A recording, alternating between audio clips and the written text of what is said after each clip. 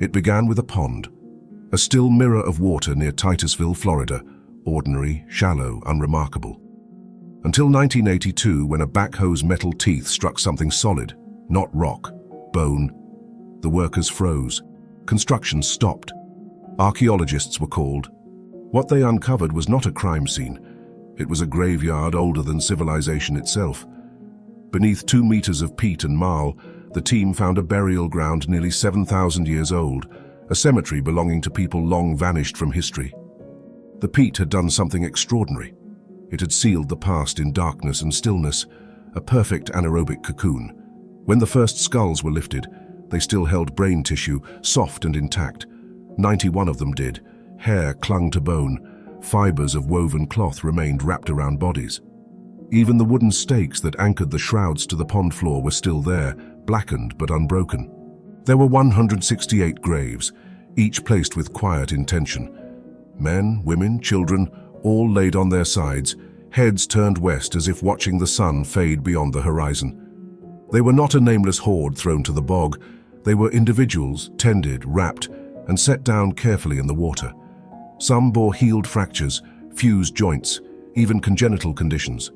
One man had a broken hip that had mended years before, proof that others had fed and protected him. This wasn't just survival, it was society.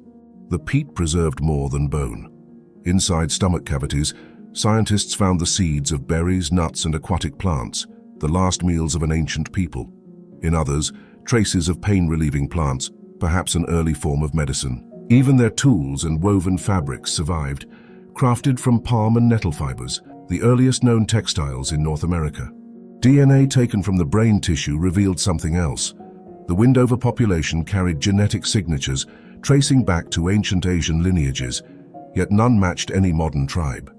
They were a people without descendants, a branch of humanity that ended quietly, leaving only its reflection in this pond.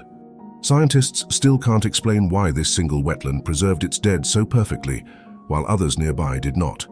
The peat's chemistry, rich in tannins, cool, low in oxygen, created a natural embalming the world hasn't replicated. Half the pond remains unexcavated, deliberately sealed for future generations, a time capsule waiting for new science, or perhaps for respect. In 1987, the remains were reburied in secret, their resting place left undisturbed. Today, the Windover Pond is silent again. Water glints between reeds, insects hover, and below, a community still sleeps, whole, intact, untouched. They built no monuments, raised no stones, left no names, and yet their memory has endured longer than kings.